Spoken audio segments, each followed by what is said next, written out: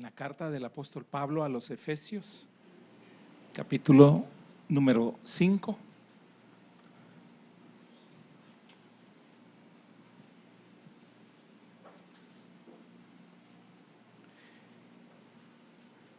Vamos a leer algunos versículos. Versículo 21 dice: someteos unos a otros en el temor de Dios. Las casadas estén sujetas a sus propios maridos, como al Señor. 25. Maridos, amad a vuestras mujeres, así como Cristo amó a la iglesia y se entregó a sí mismo por ella. Versículo número 28. Así también los maridos deben amar a sus mujeres como a sus mismos cuerpos.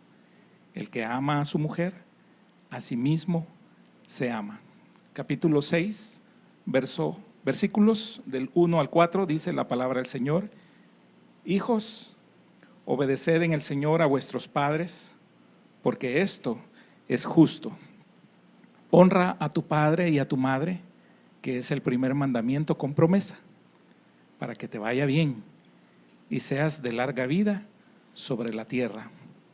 Y vosotros, padres, no provoquéis a ira a vuestros hijos, sino criadlos en disciplina y amonestación del Señor. Amén.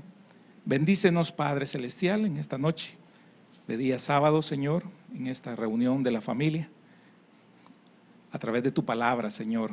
Que tu Espíritu Santo nos guíe, Señor, en el nombre de Jesús. Amén.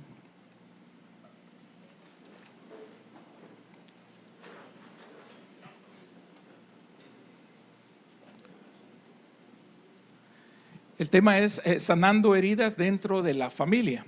Sanando heridas dentro de la familia. Y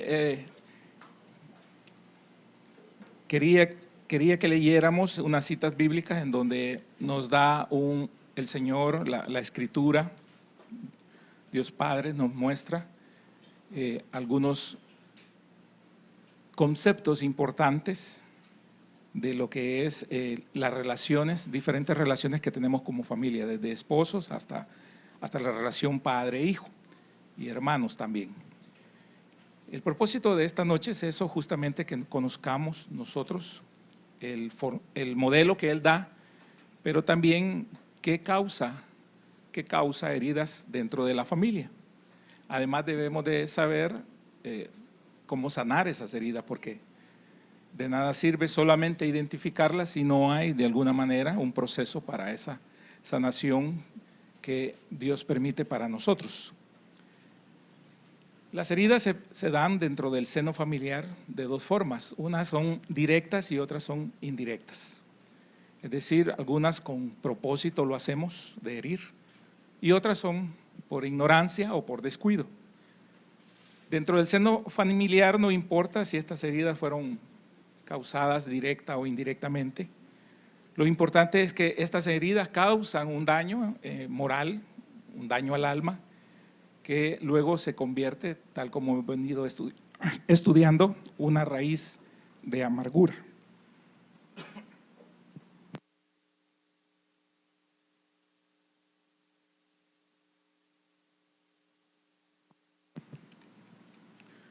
Por tal razón, estas heridas deben de ser sanadas en nuestras vidas y debe comenzar ese proceso, si no es que ya ha comenzado en nosotros. Dentro de las causas de heridas dentro de la familia, podemos separar los grupos, y un grupo es entre esposos, los otros es entre padres e hijos, y lo tercero entre hermanos también, que se da. Entre las parejas de esposos, las heridas pueden darse por los siguientes motivos. Lo primero, hay muchos, pero algunos vamos a mencionar nada más por cuestiones de tiempo. Por alguna falta moral por parte de algunos de los cónyuges, eso puede causar una herida. Otro puede ser por un acto de menosprecio hacia la pareja o de parte de su pareja. También una comparación desagradable acerca de su pareja. las actitudes de celos constantes, el maltrato por parte de alguno de los dos en el diario vivir, actitud de menosprecio hacia algún miembro de la familia del cónyuge y también promesas no cumplidas. Amén. Vamos a ver esa parte primero. Por la falta moral, cuando se ocurre este tipo de fallas dentro de la pareja, que se le falta a la moral al cónyuge, esto puede ocasionar daños que a veces son daños muy profundos en la pareja. Definitivamente que se necesita la ayuda del Señor para poder sobrellevar. Y más adelante vamos a ver la importancia del perdón, ¿verdad? Pero esto se da cuando uno de los dos no valora al otro tal como lo presenta el Señor a través del apóstol Pablo, en donde habla, y lo que leíamos, donde el verso 21 dice que nos debemos de someter unos a otros en el temor de Dios. Y fíjese que acá habla del sometimiento de ambos, porque delante de Dios somos iguales. Amén. Delante de Dios somos iguales con diferentes roles, con diferentes funciones dentro del matrimonio, que es una institución establecida por Dios.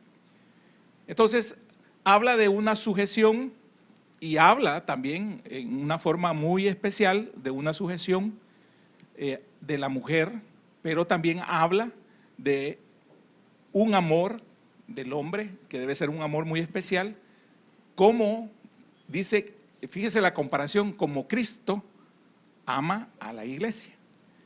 Y detrás de eso agrega cómo te puedes llegar a amar a ti mismo, ¿verdad? Entonces, pone un nivel muy alto, hay un estándar muy alto de parte de Dios para que se dé el equilibrio en la pareja.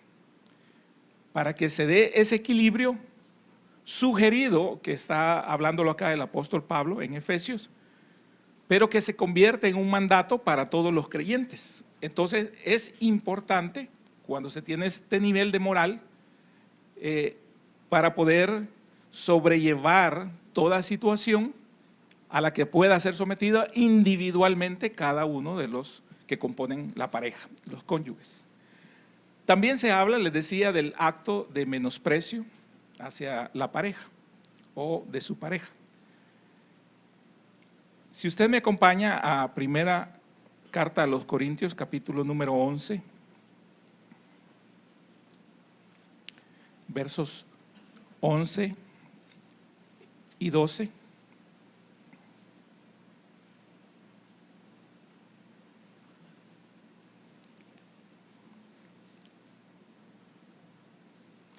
Dice el versículo número 11, pero en el Señor ni el varón es sin la mujer, ni la mujer sin el varón. Porque así como la mujer procede del varón, también el varón nace de la mujer. Pero todo procede de Dios. Amén. Entonces ahí habla de la igualdad, ¿verdad? Y no es más el hombre, no es más la mujer, no es que quién fue hecho primero, quién fue hecho segundo, no es las funciones que tiene el hombre, no es las funciones que tienen las mujeres, sino que habla de esa igualdad y la dependencia de uno de otro en ese plan creador de parte de Dios, la dependencia de uno del otro. Entonces esto es muy, muy bien definido, aunque en las sociedades se ha marcado siempre en el estrato social una diferencia entre el hombre y la mujer que ha afectado enormemente durante todas las épocas, pero que, como dice la Escritura, ya en el Señor uno somos, y aparte de que uno somos como iglesia, también habla de que acá no hay una diferencia entre hombre y mujer. Fíjese que en el libro del Génesis, en el capítulo número 29, se da un caso de un acto de menosprecio. dentro de la pareja. En el capítulo número 29, se me acompaña al capítulo número 29 del Génesis, en el versículo número 31, dice la palabra del Señor: y vio Jehová que Lea era menospreciada y le dio hijos, pero Raquel era estéril. Amén. Me llama la atención esta porción porque quien permitió que Lea se convirtiera a través de un engaño, a través de una artimaña, a través de una astucia que pudo tener el padre de ella, que era Labán, pero fue hecha esposa de Jacob, pero Jacob la menospreciaba, porque definitivamente no era la mujer que él quería, ni la que él amaba. Él amaba a Raquel. Pero el Señor vio, porque no era un problema de Lea, ¿verdad? Por el tipo de sociedad había sido entregada, había sido vendida. Entonces no era un problema de Lea, pero sí Dios ve que hay un menosprecio. Y entonces el Señor trata de ayudar en esto a través de darle hijos, que era en ese tiempo y en ese momento histórico y cultural la mayor bendición que podía tener una mujer. Entonces tener hijos hablaba mucho de esa mujer, la categorizaba, porque eso la hacía bendita, por el hecho de poder procrear. Entonces eso era de gran valor y Lea entendió, ¿verdad? Sus primeros cuatro hijos son patriarcas fundamentales, de las cuales llevan sus nombres las tribus y que componen el pueblo de Israel, de donde sale también Judá, ¿verdad? Entonces uno de sus hijos, que viene a ser parte importante dentro de la historia, pero también en la elección, en la escogitación que hace Dios para que sea su simiente salvaguardada en toda la historia, para que de ahí aparezca David y luego, mucho más adelante, nuestro Señor Jesús. Entonces, el Señor ve que Lea es menospreciada y en algunos casos, hoy en día también nosotros tenemos en circunstancias no iguales de las condiciones sociales, pero sí menosprecio hacia la pareja. Fíjese que muchos tenemos el mal hábito de hacer comparaciones desagradables acerca de la pareja. Cuando nosotros encontramos aspectos, porque ninguno de nosotros es un hombre o una mujer perfecta. Nosotros tenemos un carácter y ahí hay cosas buenas y cosas malas. Pero dentro de la pareja, lo que leíamos antes, los versículos hablan de esa igualdad para hablar de un respeto. En esa igualdad se va intrínsecamente un valor que es el respeto por la pareja. Lastimosamente, algunos con el desconocimiento, como le decíamos al principio, desvaloramos o hacemos comparaciones desagradables de la pareja. No es que lo hablemos en la intimidad con la pareja para hacerle ver qué cosas no nos agradan o no son agradables, para llevarlo a un cambio. El problema es que nosotros nunca hemos tenido esa forma de atacar los problemas, sino que lo que hacemos son señalamientos. Y los señalamientos especialmente vienen cuando estamos en una situación de confrontación. Es decir, yo guardo por mucho tiempo cosas que no me gustan de la pareja, de mi pareja, pero en el momento en que ella, por ejemplo, se da una situación de señalarme algo, vengo yo y le salgo con 2, 3, 4, 5 cosas que no son agradables. Pero también esas comparaciones que nosotros hacemos de nuestra pareja, que las hacemos en público. Nos reunimos con familia, con amigos, con hermanos, con lo que sea, y nosotros denigramos o hacemos cosas que no son agradables en mencionarlas, que deberían de quedarse en la intimidad o en la resolución de la pareja, porque eso viene y causa una herida en el que se ve afectado. Cualquiera de los dos, ¿verdad? Cualquiera de los dos se siente mal. Se siente mal que el otro empiece y diga y diga y diga, y cualquiera podría en la situación esa decir, bueno, yo también podría decir muchas cosas de ti. Pero se calla.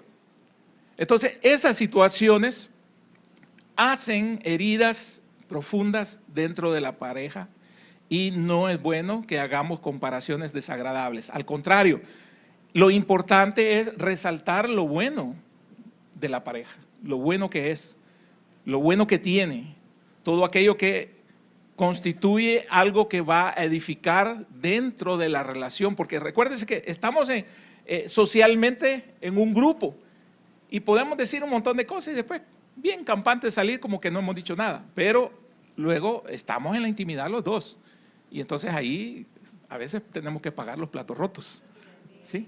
Entonces eso incomoda, eso molesta, pero también eso hace daño. Debemos de tener la prudencia de poder controlar nuestra boca, controlar nuestras ideas para no dañar, porque al final nosotros hemos elegido la pareja. Las actitudes de celos también, celos constantes, donde el celo se vuelve insoportable y enfermizo. Parejas que viven un acoso de parte de su compañero o compañera porque son extremadamente celosos y entonces le hacen la vida imposible a la otra persona, con controlarla, con prohibirle, con amenazarle, con hacerle cenas, con llegar, con visitar, tratan de una forma que va más allá del celo que se puede sentir, pero un celo, no voy a decir sano porque no hay celo sano, pero un celo diferente en donde se aprecia mucho a la otra persona, pero acá es enfermo, es enfermizo y hacemos daño con eso también, con esa actitud celosa que causa heridas, ¿verdad? Ponemos a veces en vergüenza y también en ridículo a la otra persona con nuestra constante celo para con nuestro compañero o compañera. También el maltrato que se puede dar entre algunos de los dos en ese diario vivir. Amén. Si usted me acompaña al Proverbio capítulo número 17 y versículo número 1.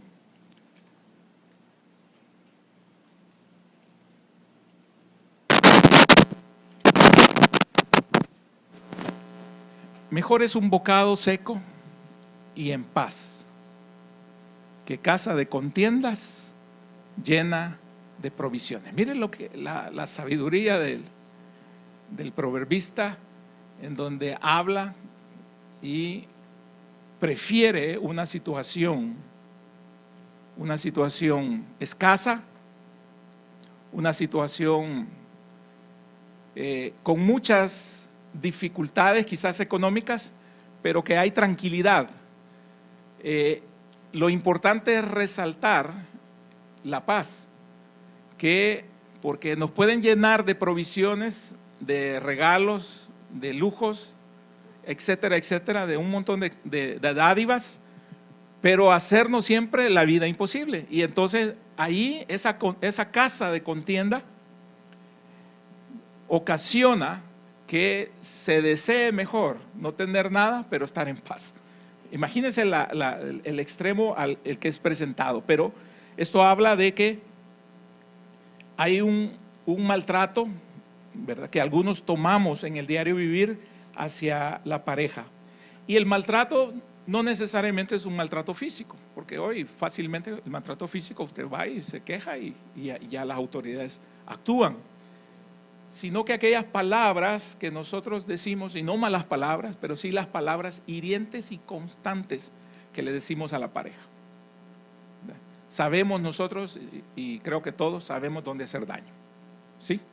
Entonces lo utilizamos, manipulamos, maquinamos y hacemos daño a la pareja, y eso no es agradable a Dios. Amén. Entonces ese maltrato causa también esas heridas profundas dentro de la relación. También les decía la actitud de menosprecio hacia algún miembro de la familia de su cónyuge. Eso se da también. Cuando nos unimos como parejas, muchas veces no tomamos en cuenta, porque casi nunca tomamos en cuenta el modelo y la forma de Dios de cómo hacerlo.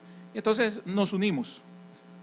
Lo que nos movió a unirnos casi siempre fue la parte emotiva, pero más también, y es claro, a nuestras edades, cuando lo hicimos, había un atractivo sexual, había un atractivo físico, buscábamos algo físico, con todo con esa llenura hormonal propia de las edades que estamos en desarrollo. Entonces nos movimos ciegamente en esa condición. Entonces eso no nos hizo reparar con quién nos íbamos a unir, no solo por la persona, que puede ser, ¿verdad?, alguien que nosotros considerábamos ideal, sino que lo que está detrás, que es la familia. Entonces, cuando ya está mal hecho y ya se caminó y ni modo, hubo boda, aunque las dos familias estaban distanciadas, unas sentadas por aquí, los otros sentados por allá, igual se da que una de las dos prevalece en lo económico, por apellido, ¿verdad?, por lo que sea, y entonces menosprecia a la otra. Y eso no debe darse dentro del núcleo familiar. Creerse más, ¿verdad? Porque los otros vienen de pueblo, de cantón, que vienen del campo, etcétera, o porque vienen de comunidad que nosotros teníamos otra condición y nosotros nos unimos en esa forma y nosotros afectamos esa relación. Cuando nos damos cuenta hoy en el Señor y con conciencia y por todo lo que se nos enseña en cada una de las prédicas, nos damos cuenta de que escogimos mal en ese aspecto. Pero aquellos que escogimos mal y tenemos ya años de tener una relación, tenemos que aceptar y experimentar nosotros un cambio. Entonces no puede ser posible que 15 años después, 20 años después de que ya estamos casados, tenemos hijos grandes, tenemos hijos adolescentes, tenemos hijos pequeños, lo que sea, sigamos nosotros reprochando algo que nosotros deberíamos de haber medido las consecuencias justamente antes de casarnos. Justamente antes de casarnos. Entonces, esas actitudes de menosprecio hacia cualquiera de los miembros de la familia, y sobre todo aquellas que reprochamos a la pareja como si ella tuviera culpa de cómo son cada uno de la familia. ¿Ves cómo es tu tío? ¿Ves cómo es la suegra? ¿Ves cómo? ¿Y uno qué culpa tiene como sean? Entonces ese reproche constante, y es que solo tu familia, y solo ellos, y entonces empezamos a hacer, y eso hace que cause heridas dentro de la relación. Hay heridas profundas ahí, haciendo daño, ¿verdad? Porque, perdónenme, pero aquellos que creemos tener un poquito más, ¿verdad?, nos creemos en esa situación mejores. Porque si estamos menospreciando, porque nosotros estamos considerando mejorcito, no estamos élite, estamos en la élite, estamos considerando mejores que el otro, pero nosotros escogimos, que no fue el caso de Lea, ¿verdad?, que fue vendida. Nosotros escogimos. Entonces nosotros ahora, ¿verdad?, tenemos que madurar.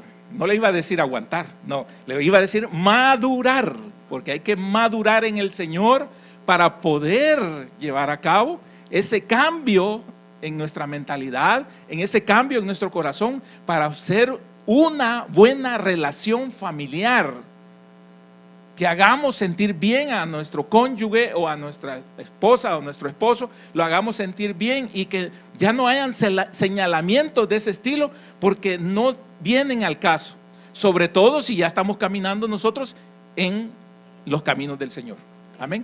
En donde nosotros debemos de ser diferentes. Entonces, actitud de menosprecio hacia algún miembro de la familia también del cónyuge, eso causa heridas profundas.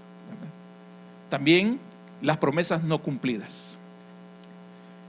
Las promesas no cumplidas son todas aquellas que llenaron de expectativa antes del casamiento, antes de llegar a la boda, antes de ser pareja, pero que no se cumplieron.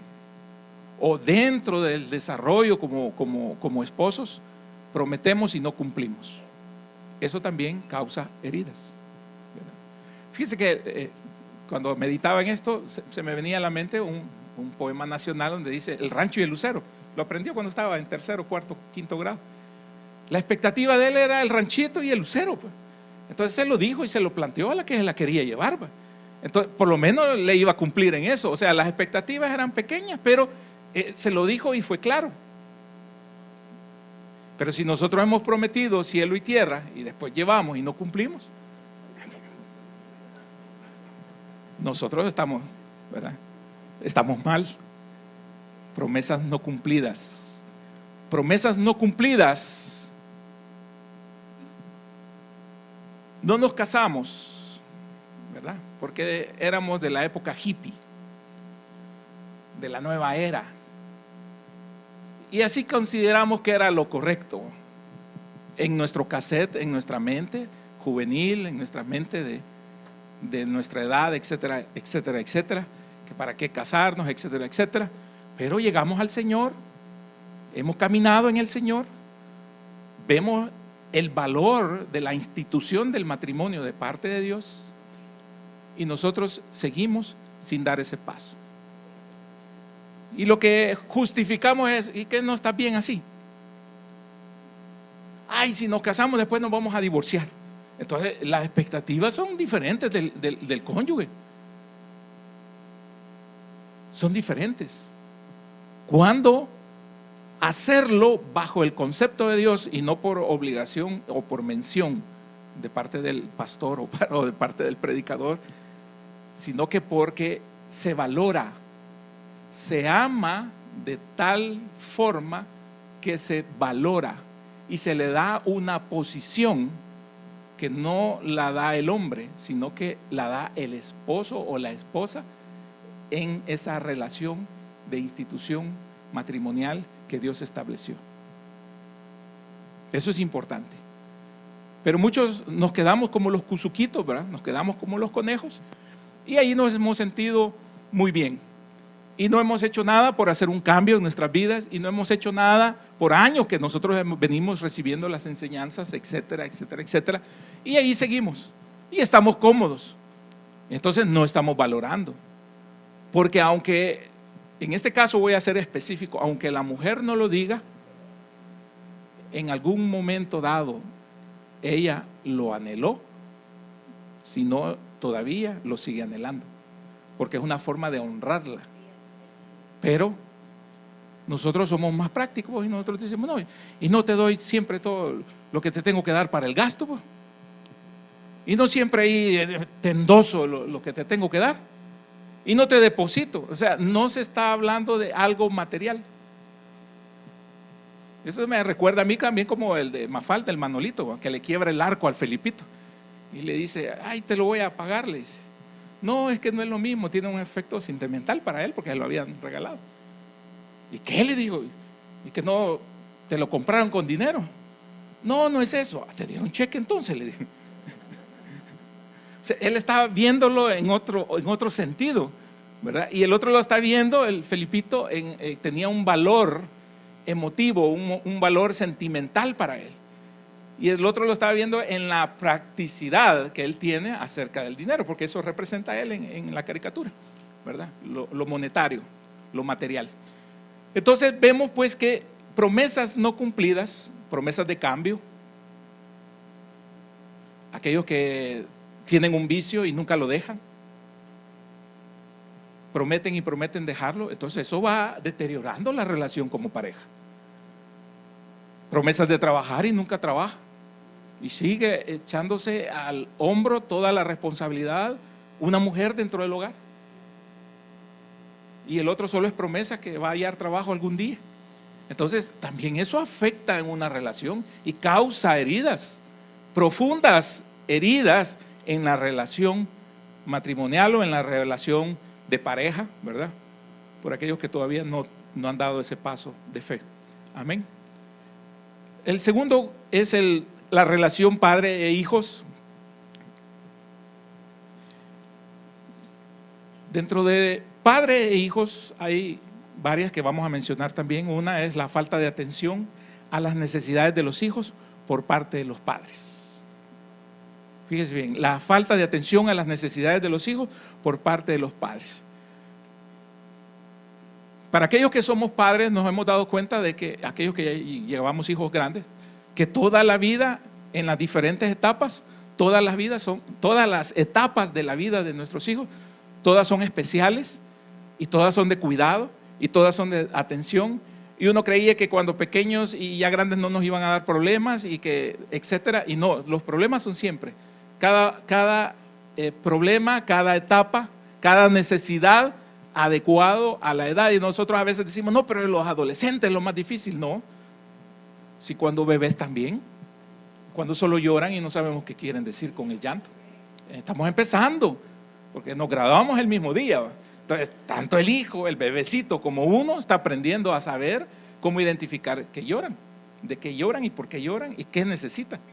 Entonces, de la misma manera, en las personas, nosotros vamos viendo que las necesidades de nuestros hijos son necesarias en cada una de las etapas, ponerles mucha atención. Ayer me sorprendía una noticia y decía que una niña de 10 años en Sudamérica había grabado ella misma la violación que le hacían, ¿verdad? Imagínense, nunca le habían creído sus padres, no le creían en ninguna parte a la niña y entonces tuvo que grabar ella con unas computadoras que les dan escolares, ¿verdad? Entonces tuvo que grabar ella y mostrarlo a un familiar para que le creyeran que ella era violada por un padre de otra compañerita de ella. Imagínense. Entonces no hubo atención. Se vieron las señales y nadie le puso atención porque normalmente como padres modernos estamos ocupados trabajando. El trabajo nos absorbe mucho tiempo y luego queremos un respiro, un espacio para nosotros de tiempo y entonces equilibramos en nuestra mente ese tiempo dándole y concediéndole cosas a nuestros hijos para que se distraigan y que nos den a nosotros un espacio de tranquilidad porque nosotros tenemos nuestros propios problemas. Entonces no ponemos atención a los problemas de nuestros niños. También veía un programa en donde la alta obesidad en Inglaterra, en los pequeños niños. Y entonces se trata el programa de darle seguimiento a 2 o 3 familias ahí y una madre soltera que es obesa. Y entonces desde bebé ella sentía que era un problema el niño y entonces siempre le daba jugos azucarados a una niña. Y a temprana edad tenía totalmente destruida la dentadura. El gobierno gasta millones de libras esterlinas en salud dental y en salud para la obesidad y los controles cardíacos que enfrentan a temprana edad, y esto es epidémico dentro de ese país. Entonces cuando le preguntan cómo se alimentan, entonces ella lo que saca es algo de la refri, lo mete al descongelar y se lo da. Entonces, ¿eso es fácil para ti? ¿Por qué no cocinas? No, esto es más fácil, ¿verdad? Quiero descansar, me los quito de encima, etcétera, etcétera. Entonces vemos una sociedad completamente destruida a esa altura, en donde los hijos no tienen ese derecho de poder opinar y de poder ser escuchados, y eso no es correcto y no debe darse dentro de la iglesia. Tenemos que tener, si es cierto, tenemos unas responsabilidades que cumplir con nuestros trabajos, con nuestras propias responsabilidades personales, pero necesitan nuestros hijos un tiempo importante en el cual nosotros debemos de escucharlos. También no debemos de irnos al otro extremo en donde el hijo se vuelve la atención y cualquier cosita que él manipula con la atención también a los padres, cuando el padre también no sabe controlar y no sabe medir todos estos tiempos. Entonces esa falta de atención a las necesidades de los hijos también puede ocasionar en los hijos un problema, una herida en su alma. También a veces cometemos como hijos daños morales que afectan a la familia. En todas aquellas cosas que nosotros como hijos nos metemos y que van a acarrear serios problemas a nuestros padres, ¿verdad? El caso de meternos en droga, el caso de la promiscuidad para embarazar a temprana edad a una niña, por ejemplo. Esos son problemas que se cargan dentro de la familia, vienen a ser gravosos para los padres y se arruina una vida que no tuvo la orientación o no quiso la orientación adecuada para poder manejar una situación y un equilibrio dentro de la familia. Si usted me acompaña al Proverbio 19:13, Proverbios 19:13.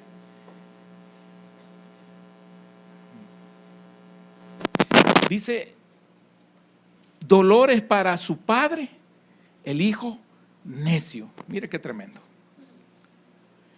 Y gotera continua las contiendas de la mujer.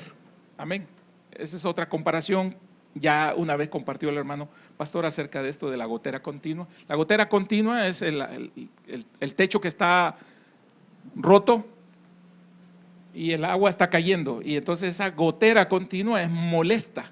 Entonces así es comparada en la relación una mujer rencillosa, una mujer que está constantemente discutiendo, ¿verdad? Es una gotera continua. Pero el punto era la parte A, donde habla de las faltas que cometen nuestros hijos y que causan un daño moral dentro de la familia. Tercero, también hay algún acto disciplinario aplicado injustamente contra los hijos. El Señor enseña a disciplinar, a corregir, pero también debemos de tener el cuidado de no maltratar. Hay una gran diferencia, ¿verdad? Cuando nosotros maltratamos, dañamos el alma. Cuando nosotros disciplinamos y corregimos, eso es bueno para el niño, para nuestros hijos. Y hay una diferencia grande en eso. Usted no puede agarrar un látigo, usted no puede agarrar ¿cómo se llama? Un mazo con clavos y darle, ¿va? No te puede agarrar cualquier cosa de esa forma a maltratar, a amarrar y golpear brutalmente a un hijo. No se puede, ¿verdad? No se debe también. Sino que habla de disciplinar. La disciplina es buena para ellos. La disciplina principalmente para un hijo de Dios habla primeramente de explicar por qué se le va a corregir. Porque cuando el Señor traía juicio a Israel, explicaba a través del profeta por qué venía el juicio. Entonces usted debe agarrar a su hijo, a cualquier edad, entiende perfectamente. Si ya camina, ya entiende. Entonces usted le debe agarrar y explicarle por qué le va a corregir. Y el niño va a entender perfectamente por qué va a hacer la corrección. Amén. Eso es importante. No les voy a explicar cómo, porque ya esos temas también ya los hemos visto acá. El otro problema que se da es la preferencia de los padres hacia alguno de ellos, y eso causa que el otro se vea menospreciado. Eso está ejemplificado muy bien en la Escritura. Si usted me acompaña al libro del Génesis, capítulo 25 y verso 28.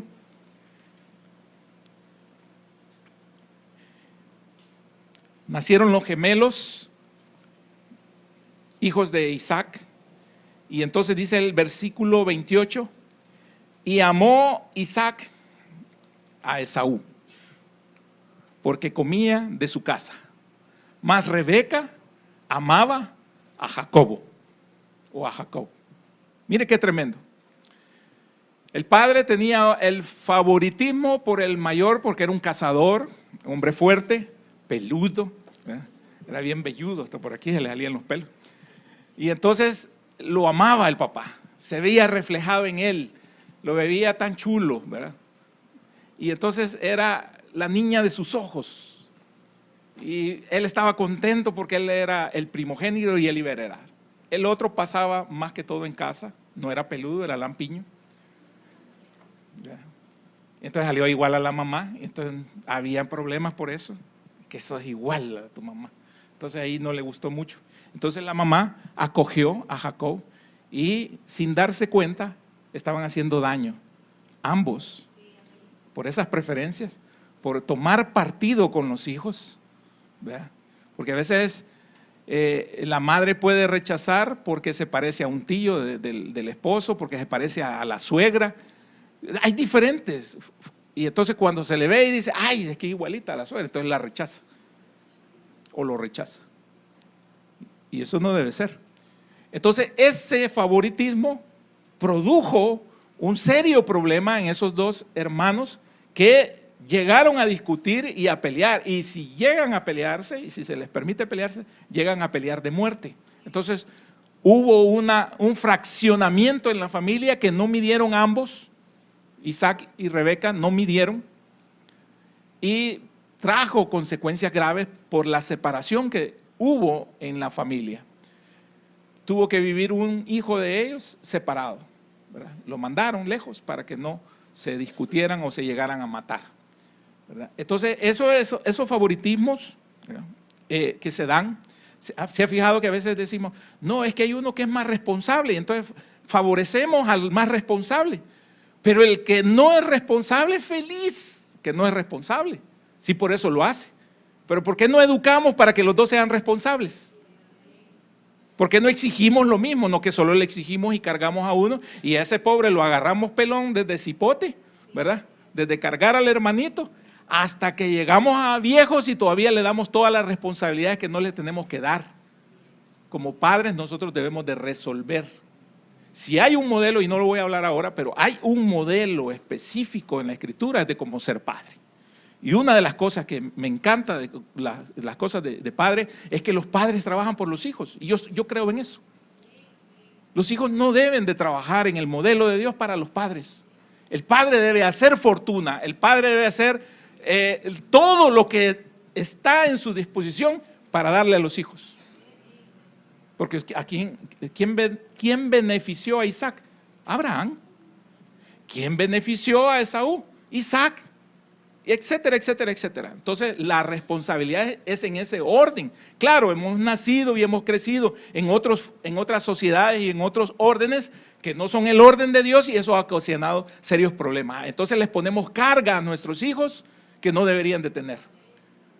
Y los conflictamos y el problema no solo es eso, porque a veces no tienen las posibilidades y entonces nosotros los cargamos, los conflictamos porque vienen exigencias y exigencias a ellos que ya no deberían de tener.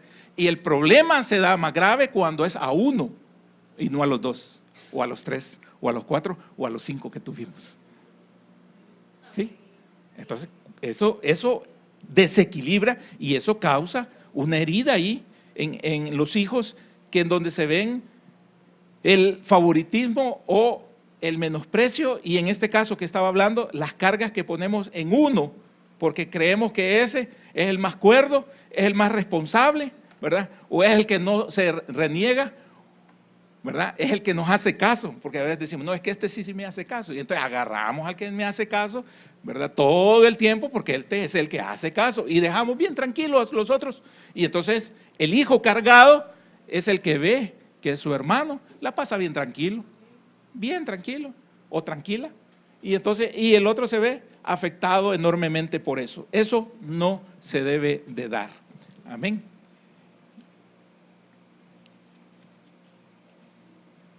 Génesis capítulo 37.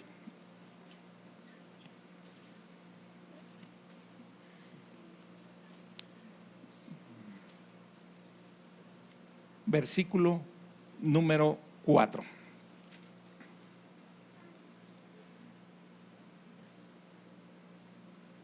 Solo veamos la parte A. Y viendo sus hermanos que su padre lo amaba más que a todos sus hermanos, le aborrecían y no podían hablarle pacíficamente. Está hablando de Jacob padre, fíjese bien, aquel menospreciado anteriormente por el padre, hoy vuelve a hacer lo mismo él con sus hijos y tiene la preferencia por uno que es José. Hace lo mismo. Entonces son 12 hermanos varones y un montón de hembritas. Y entonces los 12 hermanos que están, los 11, ¿verdad? 10, porque todavía no ha nacido uno.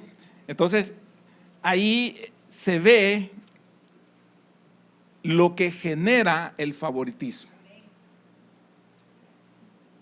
Porque a todos les iba a comprar pantalones al mercado y al otro le compraba de almacén. Y entonces a todos les compraban botitas de hule y al otro le compraban zapatitos ad hoc. Y entonces todos se quedaban viendo, y porque todos con otro con botas de hule, ¿va? Colibrí. Y a las hembritas todas con chancletas Balco, ¿va? Ginas Balco. Y el otro, el preferido, tenía zapatitos, ¿va? Zapatitos de lujo. Y entonces, ¿cuál es la preferencia? Perdón, es mi alarma de tiempo. Ya se alegró porque ya vamos a terminar. Entonces, eso generó aquí un conflicto. ¿Qué pasa entonces al otro grupo que quería ver cuando hay heridas entre hermanos? Y estas se dan porque se recibe una ofensa y se guarda por el menosprecio provocado por los padres, que es lo que estamos viendo en este versículo 4. Si me proyectan el versículo número 8, Génesis 37, 8.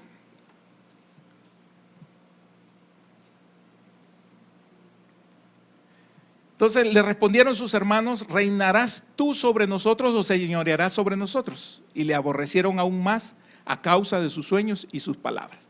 Este estaba pequeñito y entonces él andaba con sus hermanos mayores. Y ya los hermanos ya estaban grandotes y uno ya tenían hasta mujer. Entonces vienen y el chiquito, queriendo congraciarse con los grandes, les cuenta su sueño. Y en donde el sueño da a entender de que él iba a ser importante y los otros no.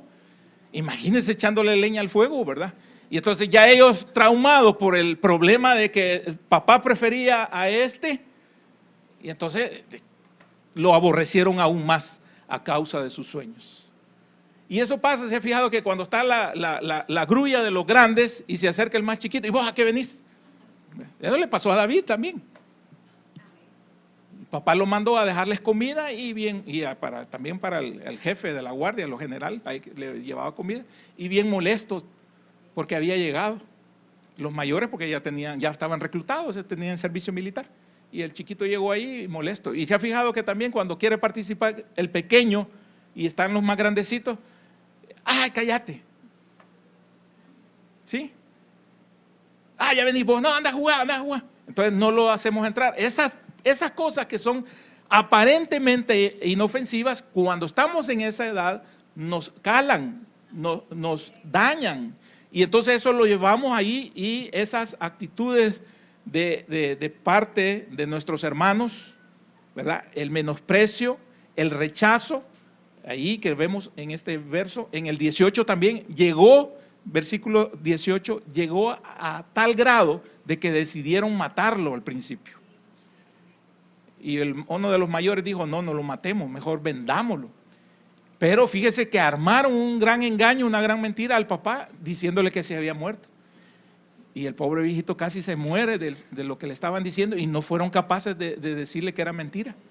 Lo guardaron 20 años la mentira, ellos en sus corazones. Qué tremendo, ¿va? Conspiraron contra el pequeño para matarle. Amén. Entonces, eso causó serias heridas acá también en José. Sentimientos de menosprecio, actitudes de burla hacia algunos de los hermanos, en donde nos enfatizamos en los defectos que nosotros, entre cipotes, nos ponemos apodos, nos señalamos los defectos, ¿va? Y eso lo vamos y lo seguimos señalando y señalando y señalando, y eso también al que es señalado le afecta. Sobre todo cuando es el menor y por respeto no agrede a los mayores.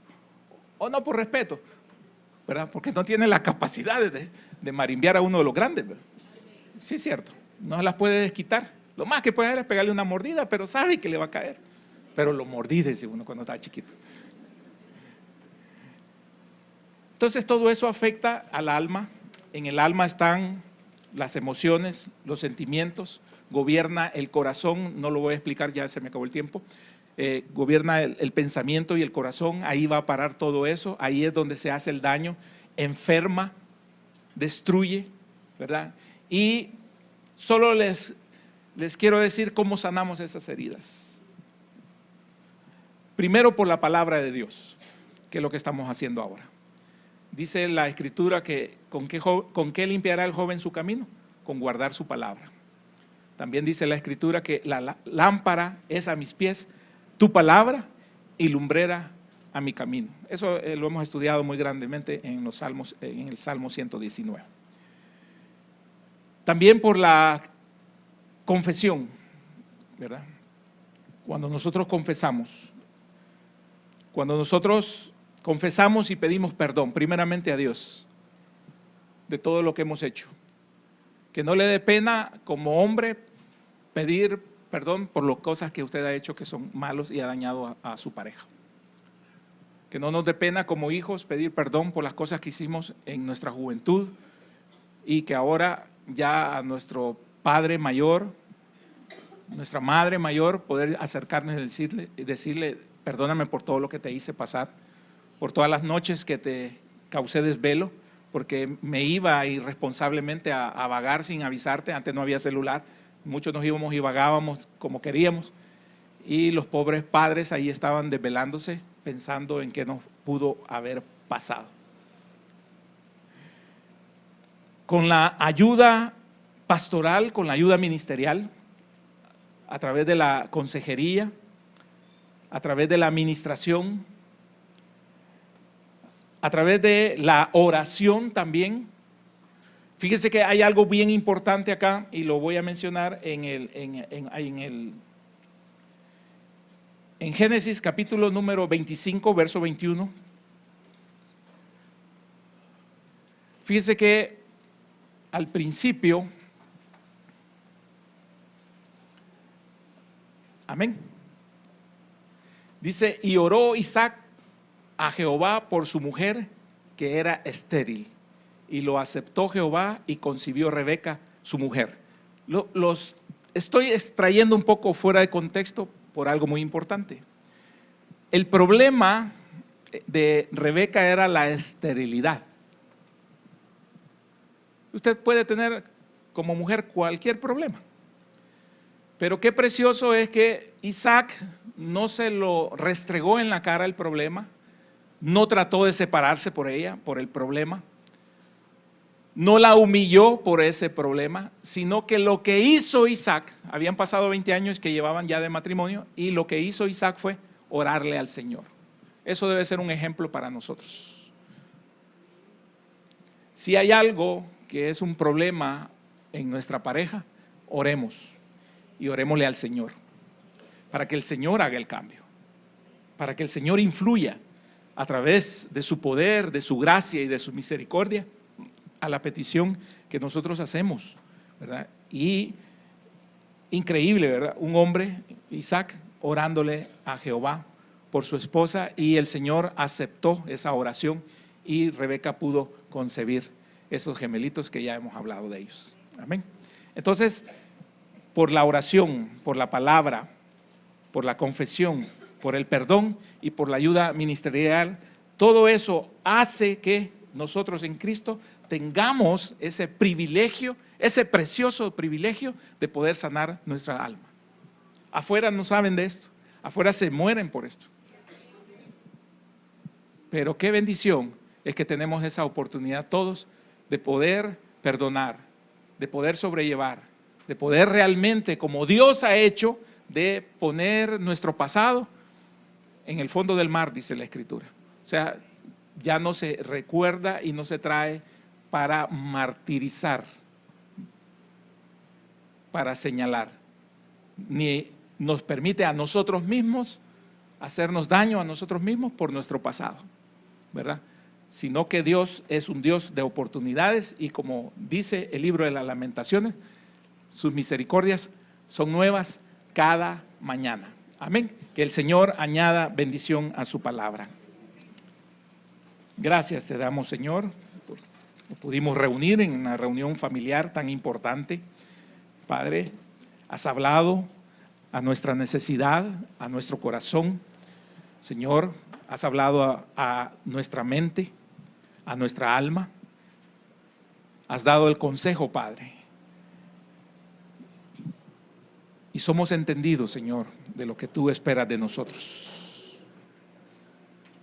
Señor, que podamos, a través de este consejo, ser buenos esposos, buenas esposas, buenos hijos, buenos padres, buenos hermanos, para que la relación familiar, en lo que cabe, sea agradable, sea armoniosa, sea de paz, sea realmente un refugio en medio de este mundo y de esta sociedad agitada, violenta, perversa, mala, que nuestros hogares marquen esa diferencia como hogares cristianos.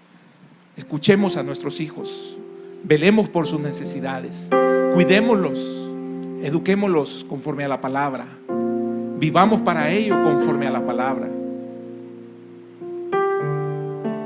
Entendamos que tenemos una relación de igualdad delante de Dios como esposos, que tenemos derechos, que tenemos privilegios, pero que si no teníamos a Dios cuando escogimos, bueno, el Señor nos ha dado una oportunidad de llegar a Él, quizás con heridas, pero que hoy podamos sanar, que hoy realmente podamos tener ese bálsamo restaurador para nuestras vidas. Gracias, Señor, en el nombre de Jesús.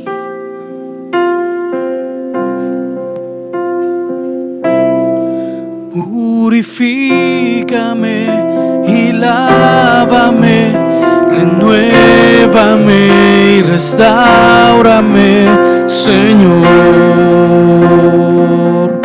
con tu poder.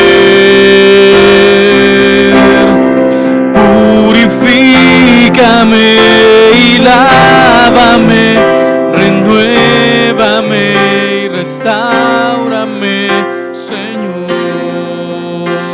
Te quiero conocer, Señor, te quiero conocer, Señor, te quiero